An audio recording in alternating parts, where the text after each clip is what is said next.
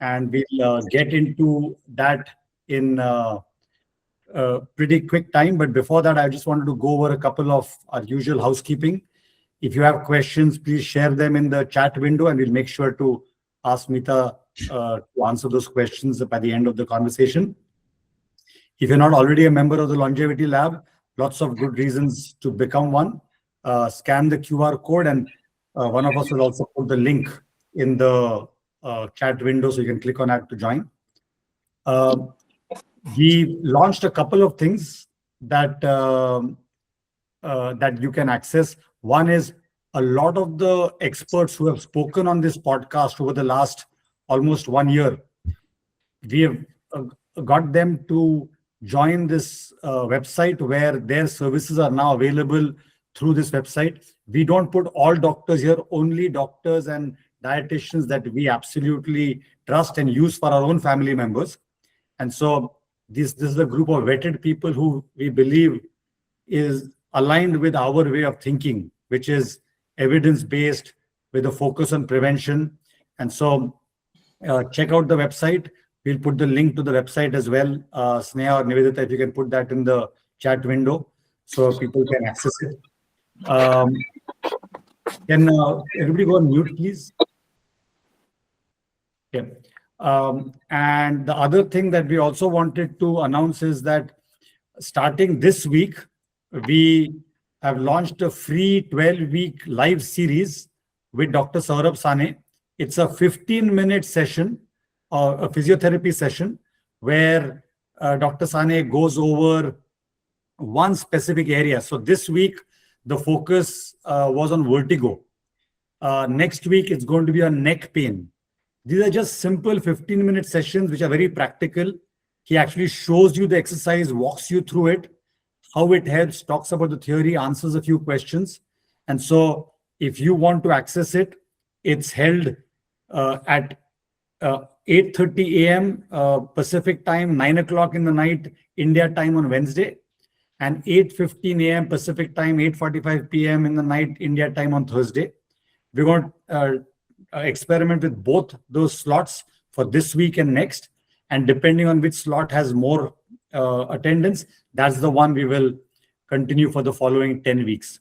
So I myself sat in on yesterday's, and while I've not really had vertigo, I know a number of people who have had, and I found the exercises to be really, really simple. So if you are interested, it's free, it's 15 minutes.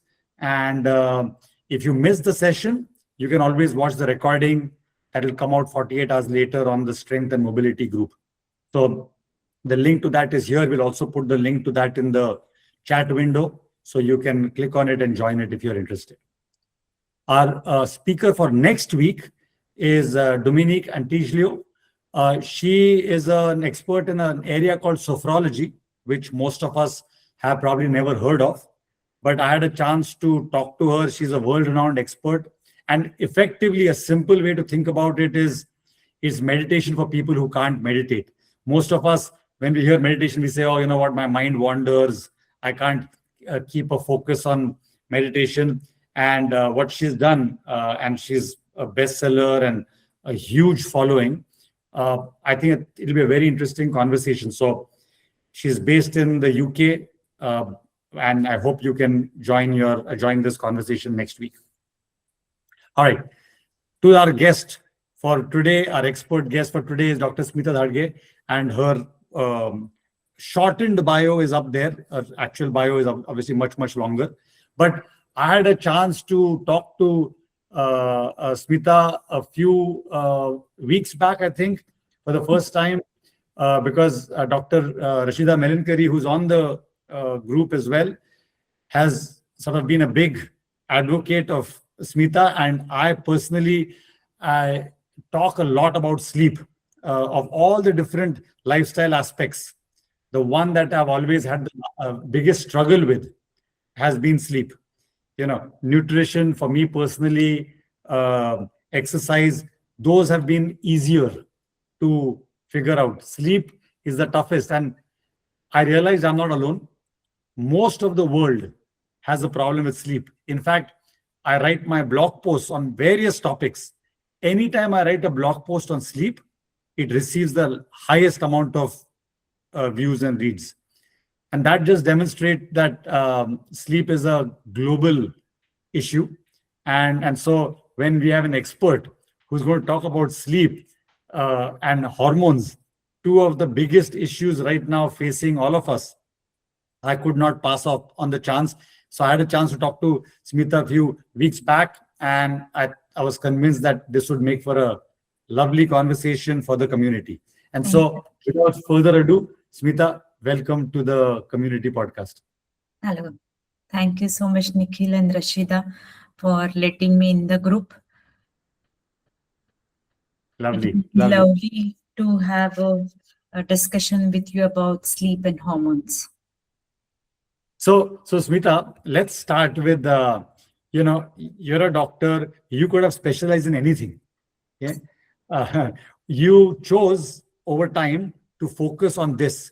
Yeah. What was the motivation, the driver for you to focus on this specialty? I mean, hormones is one big topic in itself, but the fact that you chose to go after sleep, what was the motivation? What was the thing that drove you to go into this path? I had my postgraduate training in sleep medicine, chest medicine initially. Then with the path, I went into hormone, that is diabetology practice. But still, I could see there were many patients across my practice who had problems with the sleep, starting with just obesity, few with the glucose like intolerance, like pre-diabetes, diabetics, those with cardiovascular problems, those with chronic problems. So sleep problems were in the center, or they were always there behind the bracket. And so I thought we must evaluate, we must educate, we must counsel regarding sleep, one of the most important component in lifestyle interventions. And it will be helpful for all these, I can say, disease spectrum. And even disease spectrum might be a different word. I can say even for a normal person, healthy person, having good sleep is essential. Yeah. I mean, I think it was really valuable for you to make the point you just made, Smita, because uh, when we become pre-diabetic or diabetic or have heart disease or our cholesterol is going up or our fasting glucose is high, the first thing we always think about is food. Yeah. And it is important, absolutely no doubt about it. And then we think about exercise, which is also very important. True. But the thing that we don't think about is sleep. Yeah. And I want to give a couple of examples, which I'm sure we'll dig into a lot deeper. Most people think their glucose levels are high when they go in for the test in the morning in a fasted state because they've been eating poorly. And that, of course, plays a role. However, what most of us don't realize is if you went for your fasting glucose test after a very poor night's sleep versus you went the next day when you had great sleep, that in itself can dramatically change the results, right? Especially for something like if you got a CGM on, Yeah. right? You can easily see that exact same meal will cause two very different levels of spikes. And those spikes at that point obviously cannot be about the food, because if the same food caused two spikes, it is the sleep. And so and it's like you also correctly pointed out that it's not just for people who have disease. Yeah. It's also for healthy people, because nobody became diabetic overnight, right?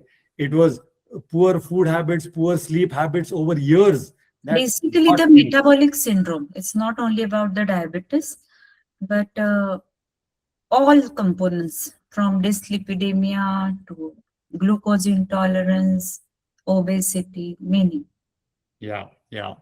And so maybe we can talk a little bit, Smita, if you can explain from a very basic principle perspective, what is the role of sleep, right? What is sleep doing to our bodies that helps us protect from all these different diseases? Yeah. So basically, sleep isn't just rest.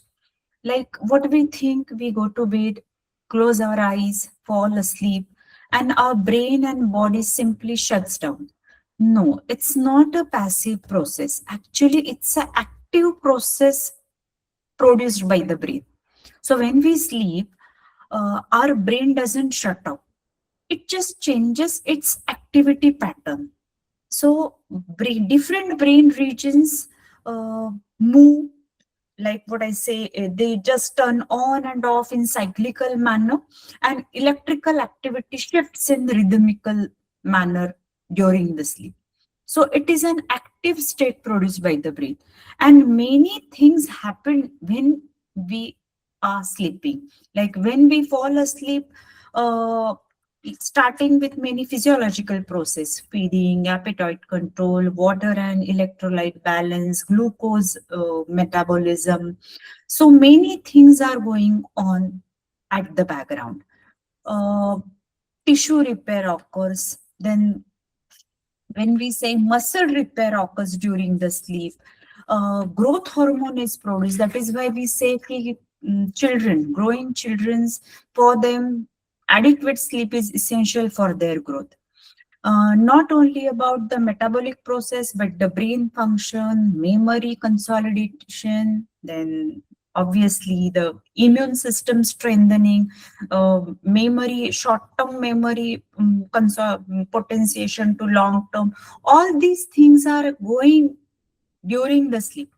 Again, we have a waste clearance system active in the brain, that is glymphatic system, which is active during the sleep only. So instead of being a shutdown process, its sleep is more like a different type of brain activity. And it is like uh, always what I can say, it is purposeful, it is essential, and it is organized. Yeah. There is so much that you just said, which is so critical. And maybe we can dive into each aspect of it. Yes. I mean, starting with the fact that sleep is not okay, now the brain shuts off. The brain, just like you said, moves into a different phase. And even within that, it moves through multiple phases. You spoke about cyclical activity through phases, right? And maybe uh, we can go through each of the points you made. Let's start with this whole cyclical activity. What are the different stages that the brain goes through during our sleep? Yeah. So basically, sleep architecture has cyclical pattern. So we undergo 4 to 6 sleep cycles throughout the night. There are mainly two phases of the sleep. One is non-REM and REM. REM is rapid eye movement sleep. Non-REM is non-rapid eye movement sleep. Non-REM sleep has three substages: N1, N2, N3. So starting from wake stage, when we go to N1, that it is a light sleep. It is transition from wake to sleep, wakefulness to sleep. Uh, just there is some alpha waves there, and some muscle, what I can say, activity, what we say sleep starts can be seen. Then going from N1 to N2, which is the 50% of the sleep has got N2. So it is when what we call it as a light to intermediate sleep. Our body starts relaxing, our breathing rate, our heart rate slows down, and N2 starts. Then comes the N3, that is the most restful sleep, deep sleep or slow wave sleep. It is actually the sleep where physical restoration, our tissue repair, immune system strengthening occur during this sleep stage, that is N3 or slow wave sleep, where we see the delta waves during the activity pattern. And this stage is important for feeling physically refreshed in the morning. This stage is more predominant in the first half of the night, this slow wave sleep. Then comes, and this After these are N1, N2, N3, and then comes the REM sleep. Mostly after starting like from N1 to N3, it gets maybe around 90 to 100 minutes after we start the sleep. Rapid eye movement sleep, according to the name, our eyeballs move behind our closed eyelids. This is a dream sleep where we actually see the dreams. Vivid dreams occur during the sleep. But this sleep is important for the brain function, for our memory, for our, emotional stability, emotional well being. And this rapid eye movement sleep is more predominant in the next half of night. And as we go towards morning, this REM periods go longer. So basically, from wakefulness to N1 to N2 to N3 to REM, again comes a short wakefulness which go unnoticed, again start with N1. Sometimes N1 is skipped, just N2. But this is a cyclical pattern. Each stage has its own significance, and this is how our sleep rolls throughout the night. Yeah. So And I mean, only what I can say, cycle importance is not about the stages, but sleep quality also matters. yeah. I want to make a couple of points, Smita, about what you said, and please jump in as well. But for the community members, a few observations. Smita obviously is the expert. I am a typical consumer who happens to look at my data a lot. And I've noticed certain things that I wanted to share. Number one, this N1 sleep is a transition from, okay, I'm just gone to bed to now I'm beginning to fall asleep. Actually, we still think we are sort of awake, but we're actually into that N1 phase. And so sometimes you might see that a wearable might say, you are in light sleep. Okay. It's that phase where you're not even feeling like you're sleeping, but you're actually sleeping. It has started. The second observation I've had is that the days I go to bed late, okay, versus the days I wake up earlier than I should have. I can clearly see what you just said, Smita, which is the days I go to bed late, I miss out on a lot of the deep sleep, because like you said, the deep sleep, the N3, first half of the first half happens in the first half of the night. The days when I wake up at 2 o'clock in the morning and then I have a hard time going back to sleep, those days I find my REM sleep is reduced. Yes. And so for each of us, as we think about our sleep patterns, the reason it's important to go to bed early, whatever early means to each of us, is important because that's when you get the deep sleep, the one that is physically restoring. Yeah. The days we have to get up early, we have to catch a flight, there's some early morning meeting, and you have to put on an alarm and wake yourself up. You missed out on the REM sleep, which is when, as Smita said, your brain is consolidating thoughts and memories and clearing waste, right? And so this is a nice framework, given what you just said, Smita, for how each of us can think in terms of, today I'm not going to be thinking so clearly because I woke up early, right? Now at least you know why, right? That's the second observation. Third observation I've had along the same, the framework you have provided, Smita, is that I've read that when you are in your REM sleep, because your brain is working, it's consolidating memories, your body tends to almost, in quotes, paralyze your limbs, because it's very easy for us to start acting on our dreams. On the dreams, true. Right? So the body actually tells you, causes your hands and all to be like almost paralyzed, so they don't go around hitting people and, going on sleepwalking tours. Right? And the fourth fun fact is, Smita, you mentioned that in the REM sleep, when our eyelids are closed, our eyeballs are moving inside. And actually, we are sleeping. But at least when I was a kid, I used to look at my cousins and I used to look at them and say, hold on, this person is just pretending to sleep. Right? It looks like that, but they're actually sleeping. True. Right? So just some interesting facts and observations as a consumer who like, is so concerned about sleep. Yes. So, Smita, moving on, there are a lot of other things that are happening in our body, right? Like our resting heart rate, which is usually measured when we are fast asleep. It's a good indicator of how much your body has been able to settle down.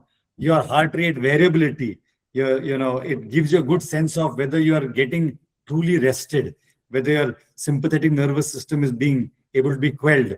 Oxygen saturation, some of these markers, apart from just duration of sleep, these Yes. markers also are measured. What do they tell us, Smita, when you look at a person's data? What does those two, three metrics tell you? Yeah. So basically, as I had told, not only the total sleep duration is important, when we analyze the data, we look upon certain factors to say about the sleep quality. So, as you had said, heart rate, oxygen saturation, HRV, that is heart rate variability, these are all markers of sleep quality, and they tell about different dimensions of the sleep, and none of these alone will tell the full story. So starting with heart rate. So nor usually our heart rate is on the lower side during the sleep. So it's about 60 to 80, what I can say, depending upon the fitness level, isn't it? 60 to 70. Lower the heart rate, more restorative sleep you have. If your heart rate is higher during the sleep, there may be different reasons for that, like fever, infection, alcohol. There can be poor recovery from the certain aspects, then stress, illness. So there are many factors for high heart rate during the sleep. Then oxygen saturation. Normally it has to be 95 to 100, depending. Baseline oxygen saturation can vary. If you have got obstructive lung diseases like asthma or COPD, your baseline heart oxygen saturation level might be on the lower side, 94, 93, whatever. So we first look upon the baseline oxygen saturation level. When we start analyzing the data, brief dips in the oxygen saturation may happen, but significant oxygen saturation dips, like more than 4% of the oxygen saturation dip, are concerning. And if they are associated with other factors, like you have got morning headaches, dry mouth when you wake up, when you have daytime sleepiness, when your bed partner complains about the snoring, about witnessed breathing pauses during the sleep, then these oxygen saturation dips are concerning. They might indicate, or they might have some concern regarding the sleep related breathing disorder. Then comes the heart rate variability. It is the variation between the heartbeats. So it tells about the autonomic nervous system balance. So higher the heart rate variability, good, it will indicate good sleep quality. So these are the different aspects. So none of the single aspect will be clearly be useful for assessing sleep quality. Along with this, there are many other key: number of awakenings during night, then along with total sleep duration, the time spent in each sleep stage. So there are the various factors which will tell about the sleep quality. So, Smita, when you have someone who complains to you, what, I've not been sleeping well. Yeah. There are so many parameters that Mm. affect sleep. Yes. Uh, and I write about my experiences with that. Like for me, I found uh, in the beginning, the big ones were at one time, I used to have some amount of alcohol, not much, but even small amount would Yes. impact sleep. So those were some very easy ones to eliminate.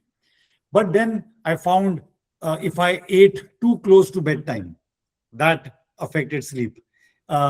If my last meal had too much carbs and not enough fat and protein, that affected sleep. I found that if I did not, if I use my phone, and it was not, and I'm not sure how much the blue light impacted me. I can't really quantify that. But what I could see is if the type of content I watched was sort of exciting, Yeah. the body has a hard time. So those were some of the easy ones, right? How dark the room was in general. But now, recently, I've also started finding some other, maybe more subtle parameters, but they have had a huge impact. And I'll tell you, I mean, maybe it's still too early for me to reach a conclusion. But one of the things that I found that I would wake up at 2 o'clock and have a hard time going back to sleep, even though I was trying to do all the other things right. And almost always it was because I was feeling hot. Yes. Okay? And I can't even claim hot flashes. So it was not bad for me. But what I found is there was this thing, I found an interesting mattress which changes the temperature. Okay. Yeah. Along, and that single-handedly improved my sleep duration. My REM sleep went up. My deep sleep went up. My HRV went from 70 on average to about 100. My Okay. resting heart rate was already very good. It was already like 47, 48. Now it is between 37 and 41. Oh, So, across the board, I found that how hot you feel, the room temperature, your body, all of that also plays a role. But these are my observations as an individual. yes. Smita, you have looked at thousands of people. What are the factors you think about when someone complains about sleep? Okay. So, see, sleep is a multidimensional concept, isn't it? So, when there are many factors behind the sleep, which play an important role behind it. As you have said, screen exposure, suppose we start with. So, blue light. So, that blue light will delay the onset of melatonin action or melatonin secretion. It is one hormone which will help for sleep. Like that will tell the brain that it's a night time and we have to sleep. So, screen exposure will act on the melatonin secretion. This is one of the reasons. Again, what you had told ki when you have read something or you have seen something which is exciting, and so that is what we call as wind down technique before the sleep. So many a times we say ki you have to follow just to control the sympathetic active system activation. We have to follow the meditation, breathing exercise.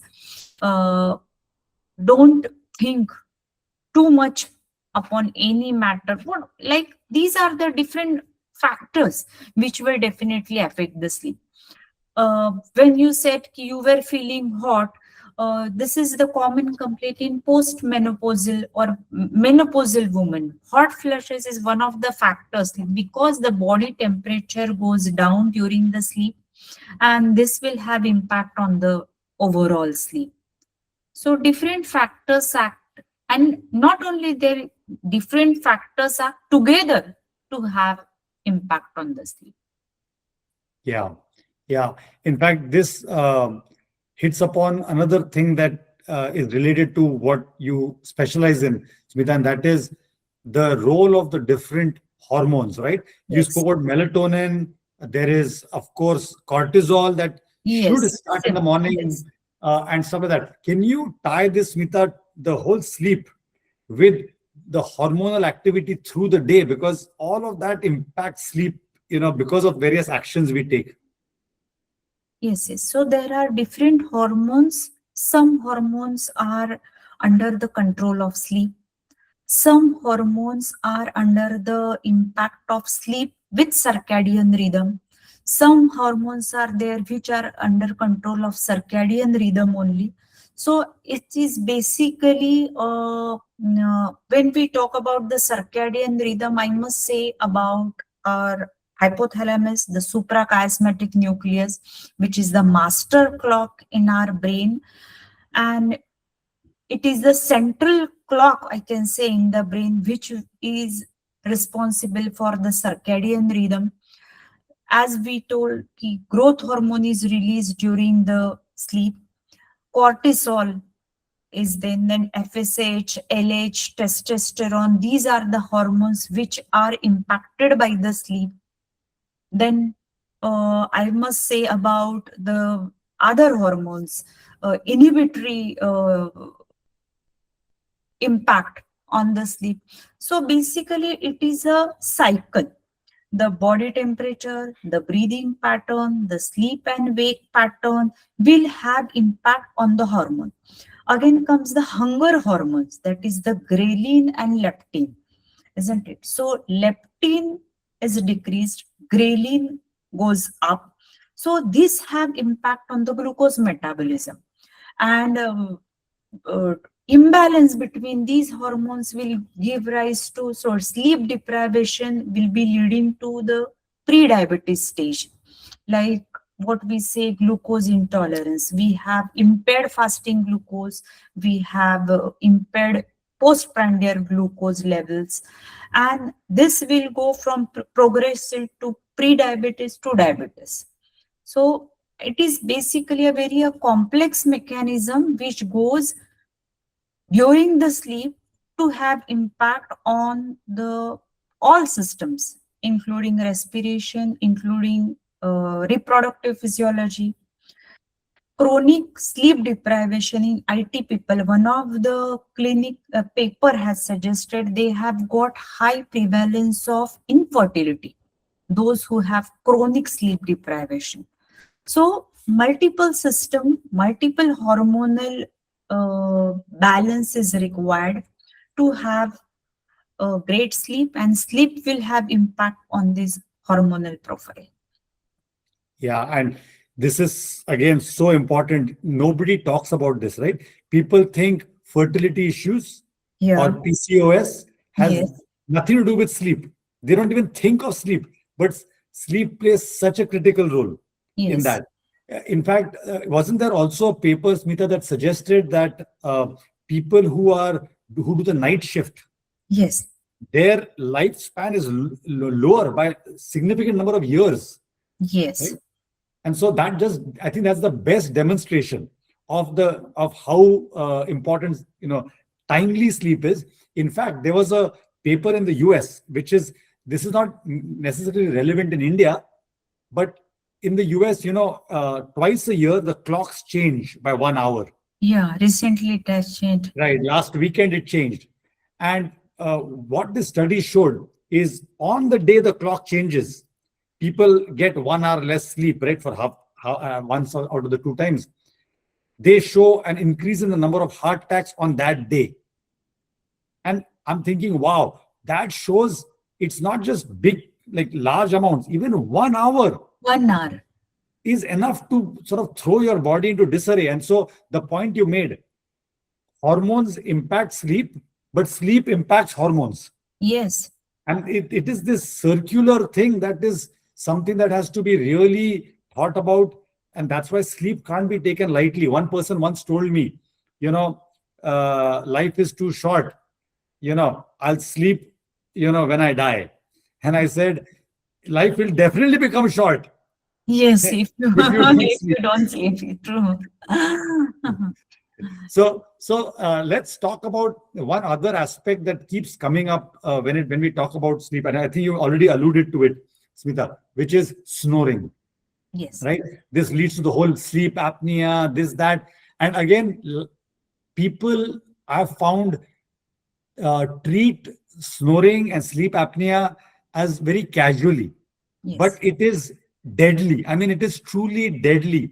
How many years of our life it can reduce. So for those of you who know people who are snoring, don't just rub it off as, oh, that's just one of those things that they do.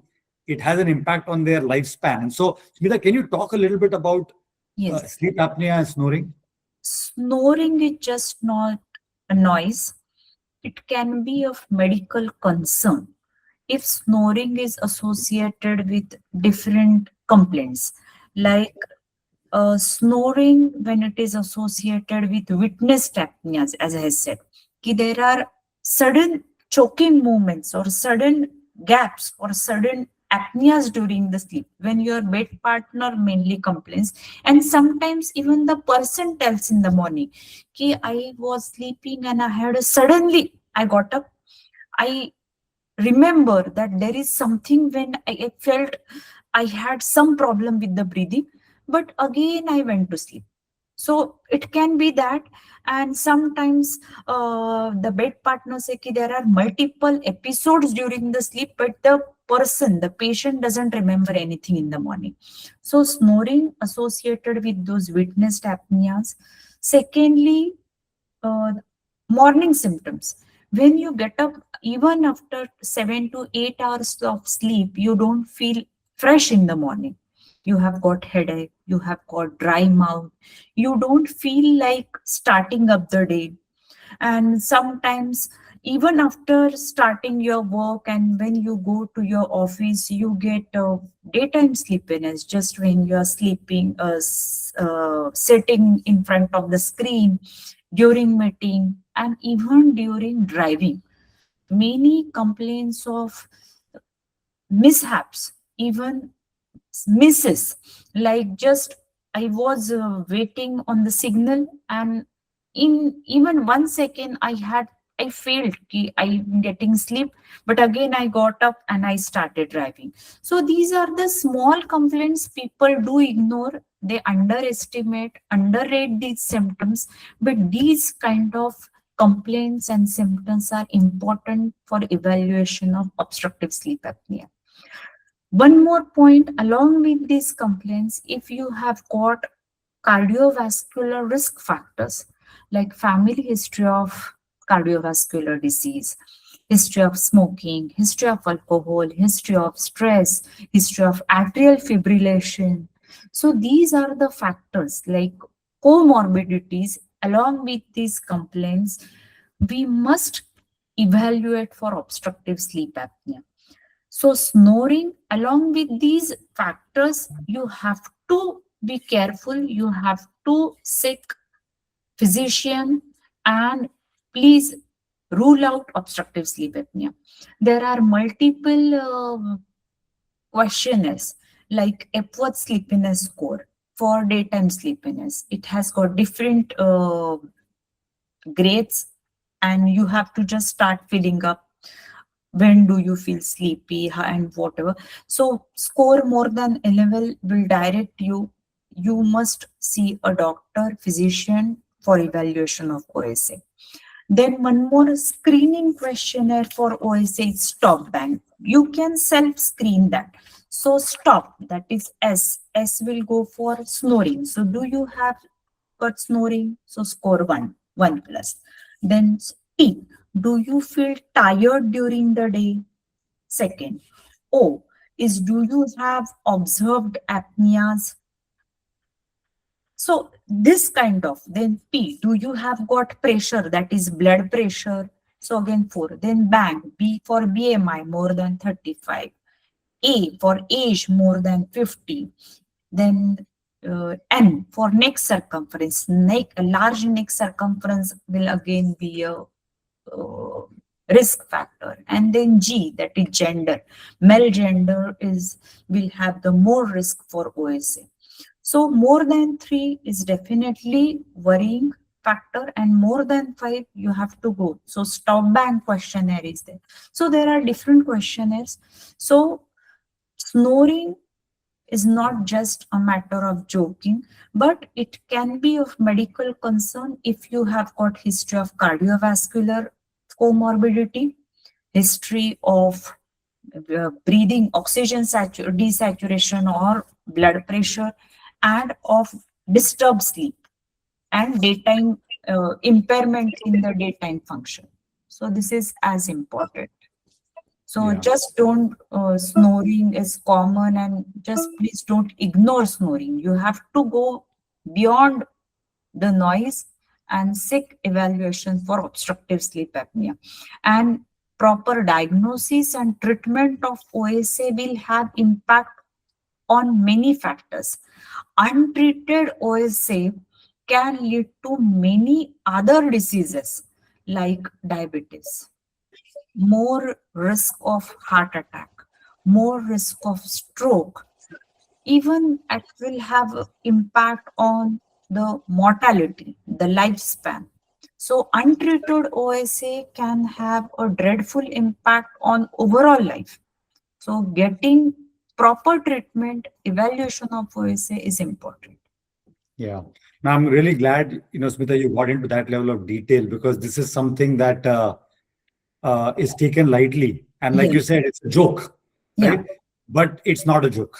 no. The Mhm. implications are very, very serious. And so I think this is something that if that's one thing that people took away for themselves or their loved ones, that in Yes. itself is a very valuable thing.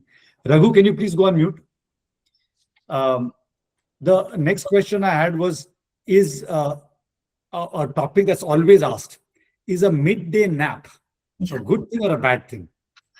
Yeah. Midday nap is actually a good thing, good or restorative thing if done correctly. So our science shows that humans have two natural sleep pressure peaks.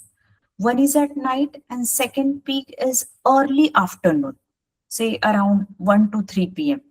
So if you get small nap during that early afternoon peak, it will have a great impact on your mental well-being.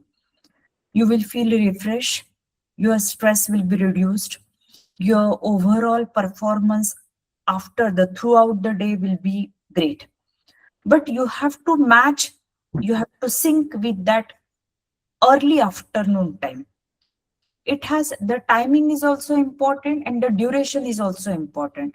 It should be around 20 to 25 minutes, not more than that.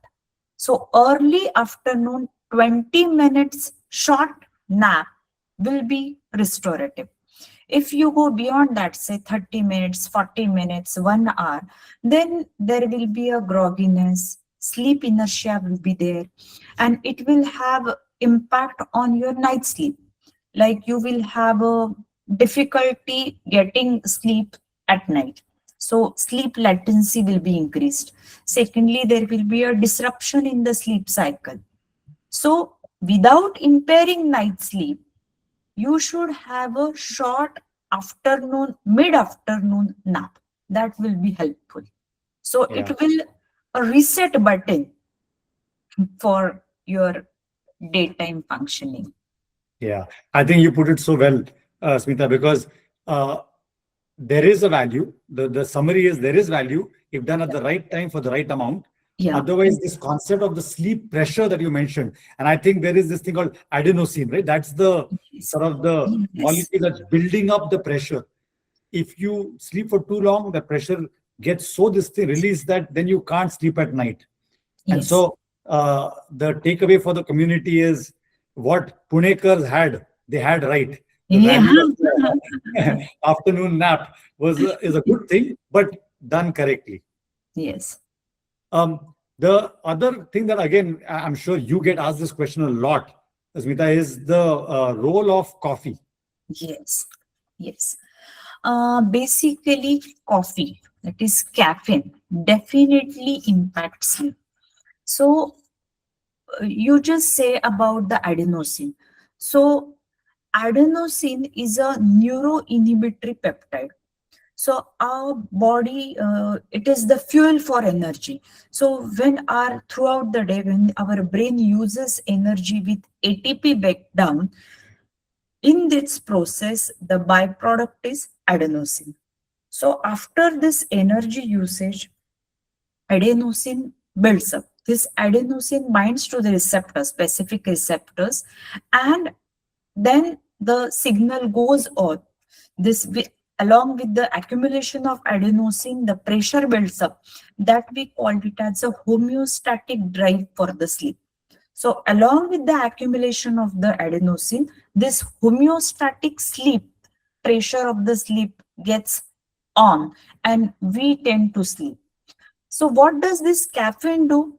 The caffeine will block adenosine receptors, isn't it? So we won't get that drive, homeostatic drive for the sleep. So it will have impact on the sleep by adenosine, antagonizing these adenosine receptors. So you will have got difficulty in sleep. So sleep latency will be more. There will be a disruption in the sleep cycle. There will be more awakenings during the night, and overall sleep quality will be poor.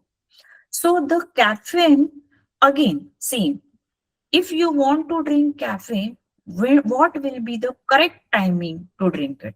So it has to be in the first half or early afternoon. So preferably 6 to 8 hours before your sleep time will be the correct timing to have a coffee. So if you want to sleep at 11 o'clock, you have to drink coffee before 4 p.m. And in light or sensitive sleepers, I can say even before 2 p.m., you have to have the coffee. Again, there is a, you will say ki some people can sleep even after the coffee at night, and some won't be able to sleep even after the tea in the afternoon. So why does this happen? So there is a variability. Sensitivity to caffeine is different. It will depend on the stress level. It will depend upon the genetics. It will depend upon even some metabolic factors like those with slow metabolizers because of the liver enzyme CYP A4. Those will have caffeine in their body for longer time, and they will have impact of the coffee for longer duration. Okay, and it's not just only the coffee. The caffeine is there in the tea, in energy drinks, in colas, in even chocolate drinks. Though the concentration will be different, but still caffeine is there. So you have to drink coffee if you want to have it. Just have it 6 to 8 hours before your sleep time. That will be what I can say. That won't affect your sleep. Right. Right. You again, beautiful explanation. This is almost like a mini class in biology, but a simple explanation, which is, and I think you made an important point. We've all heard at some point in our lives the term ATP, Yeah. right? It's sort of the energy currency of the body, and the body generates ATP so that we can exercise, so we can run, we can do all of these things. And one of the byproducts of ATP, the A in ATP is actually adenosine. Adenosine. So when you exercise, the breakdown leads to adenosine being released. And so the more you exercise, the more you do activity, the more adenosine gets created. It goes and attaches itself to the receptors. And that's what, over time, the more of that happens, the more sleepy you get. Yes. But when you have coffee, it actually blocks that. And so now, even though you might have exercised, you're not letting the adenosine stick. Yes. Your body is tired, but your brain don't say ki you are sleepy. Correct. Exactly. And that is sort of the worst feeling, that you're feeling tired, but you cannot sleep. And so many of us, we have experienced that. Yes. Now we all understand why we have experienced that, right? And like you said, it's not just coffee, it's caffeine, which means, but I don't drink coffee. Oh, but do you drink a cola? Yes. Do you have a chocolate, right? Milk or whatever. Yes. All of that has the same effect. So again, very simple explanation for us to keep in our heads next time we are wondering about it. And it's also good you made the point that it does differ from person to person. So each of us have to test for ourselves what is our sensitivity, and accordingly, change when we have our last caffeine intake in the day. True. I know we're running out of time. There's just so much to talk about, Smita, and you make it also very interesting. How do you, for example, I went through a sleep clinic long time back because I was struggling with sleep, and they had me go in and they put all these sensors, and of course it's a little bit difficult because you're in a foreign place, but that's the best that can happen. Is that something that, Smita, when somebody comes to you and they're like struggling with sleep, do you put them through sleep study like that? Sleep study is actually, there are multiple levels, level 1, level 2, level 3, level 4. So level 1 sleep study is in the sleep clinic, or what I say, sleep lab, basically, under proper camera or along with the technician presence. We apply so many wires and everything that will measure our EEG, your ECG, your flow. That is, a micro sensor will be there around the neck, around the nose, and different wires that will have. Then again, the body position sensor, you will have a chest belt for abdominal belt to calculate or to look upon the body movement, the respiratory movement. So this is a level 1. Level 2 is the same sensors we use, but we do without the presence of technician. So we might do in the hospital or at home. Then level 3 sleep study is just the cardiorespiratory factors we look upon. That is the respiratory flow, oxygen saturation, and the heart rate. And level 4 is just the pulse and oxygen level. So these are the different levels for diagnosis of different sleep disorder. It's not only about the obstructive sleep apnea, but it will help to diagnose the sleep movement disorder. Then again, the insomnias, parasomnias, narcolepsy. So these are the different spectrum of the sleep disorder for which diagnosis we need to have the sleep study. But if the history is suggestive of just some factors behind the sleep hygiene, then we might just track the sleep with sleep wearables. We may not require actual sleep study. So again, sleep wearables are like Apple Watches, Fitbit, bands, some mattresses, some pillows, which will just help for sleep, different stages of the sleep, but they are not accurate. But definitely they will tell us about the sleep duration, the sleep pattern, and different factors influencing on the sleep pattern. Again, there are some questionnaires are there, history given by the patient, by the family members will help for diagnosis. For circadian rhythm disorders, proper history evaluation, sleep, we ask patient to keep the sleep diary. That will give us clue for the diagnosis of multiple factors affecting sleep. So it is basically, you need to have proper history, complaints, then evaluation, and if required, we might go for the sleep study. And so, Smita, do you do all 4 levels depending on what the person needs? Yeah, basically, we do level 2 and level 3 mostly. Got it. Got it. Yeah. I did a level 2. When you described it Yeah. that way, mine, there was no technician in, but there was everything else. Yeah, everything is on. Yeah. Right.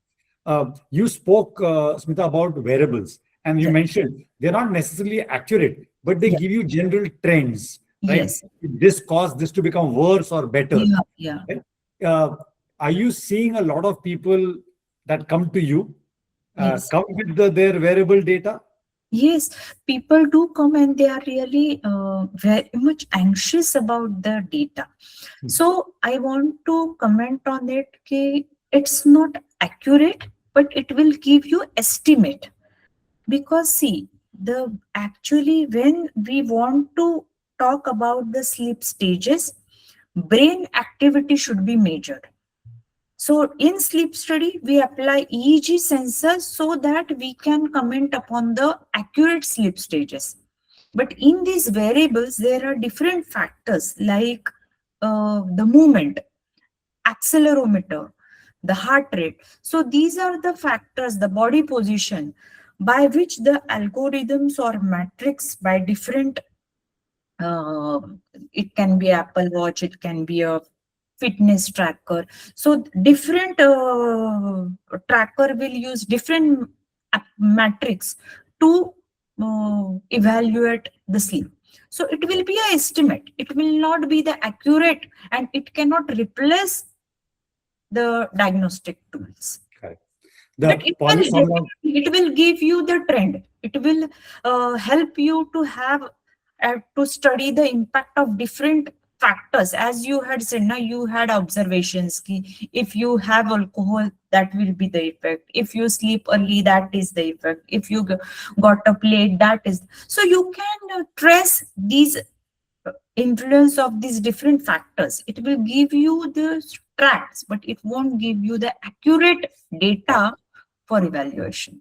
Yeah. I mean, the methods you spoke about in level 2, Yeah. right? The polysomnography and all that, those are Yes. the gold standards. Yeah. That's always going to be the most accurate. Yes. And what I've been doing just to understand what's happening is each variable based on how the principle of that variable is. So like Yes. this is a ring, right? So it's placed on the finger. That has some advantages and some disadvantages. True. Then the Fitbit is on the wrist. That is different. And Yes. then I've been using that 8 sleep bed, which is a mattress, which has Yes. got all these micro sensors. That's a third technology. Yes. And I'm always trying to figure out what is the common factor across three. Like if all three said the HRV is very close, okay, there's a good chance it is. Yes. So it will But estimate. it'll estimate, right? And Yeah. and I think that, to your point, provides you good guidance to which direction to move. It won't tell you whether the Diagnosis. numbers are exact or not. Right? Maybe I'll ask one. I'll move it to the community questions if there are any. Let me just go there. There is a question from Kamal. Any input on CBT techniques to calm the mind if someone is worrying about not falling asleep for more than 30 minutes in bed, tossing and turning? Yeah. So see, CBT is cognitive behavioral therapy. It is the non-medication approach for insomnia. Insomnia can be a sleep onset insomnia or sleep maintenance insomnia. That is, you have got difficulty in starting asleep. That is sleep onset insomnia. So this, what she has said, stimulus control, isn't it? About. So there are multiple components of CBT. One is sleep restriction. That is, you have to restrict your time in bed if you are not getting good sleep. So you have to limit that time. You can't just close your eyes and just be there on the bed waiting for the sleep. So you have to set time. Second is stimulus control. That is, you have to use the bed only for sleeping. This is one. Key, so that your brain gets trained to associate sleep and bed. Again, third component is relaxation therapies regarding meditation. Different, there are breathing exercises to help you upon. Then third is about this training of your thoughts, not to think much about I'm not getting sleep, I'm not getting sleep. When you just go on waiting for the sleep, you start thinking over I'm not getting sleep, I'm not getting sleep. So you have to train your mind. That counselor will help you to train your mind not to think much about not getting sleep. Instead, you will think I'm getting sleep. These are the factors by which I will have a nice sleep. So you have to think more upon getting sleep rather than not getting sleep. So it is there are different sessions, multiple sessions you require, and it is a time-bound practices which will help you for treatment of insomnia. And each of the component has its own advantages and its own role by which the counselor or the trainer will ask you to go through it. Yeah. One thing that I've found very helpful when I wake up at 2 o'clock, and it's worked, I would say 90% of the times, is the 4-7-8 breathing technique. I find that, that really sort of stops you from thinking. Yes. And does more of just calming your mind, because that's really the key, right? Yes. Second question is, I think it was from Deepa. Doctors say that you should walk for 15 minutes after a meal, including lunch. So is the afternoon nap recommended after the 15-minute walk post lunch? Yes, definitely. Yeah, that's an Because easy answer. yes, yeah. Basically, the food will have like when you sleep, there will be impact on GI motility also. So during the sleep, your gastric motility decreases, your intestinal motility decreases, your gastric secretion, acid secretion again has got circadian rhythm. Your esophageal motility will decrease. Salivation will have impact with sleep. So all these factor will favor if you have your food earlier. So she is talking about the lunchtime, but even for dinner, we say ki have your dinner 2 to 3 hours before your sleep time. Yeah. And Gastric emptying time again will have the another impact on yeah, the sleep.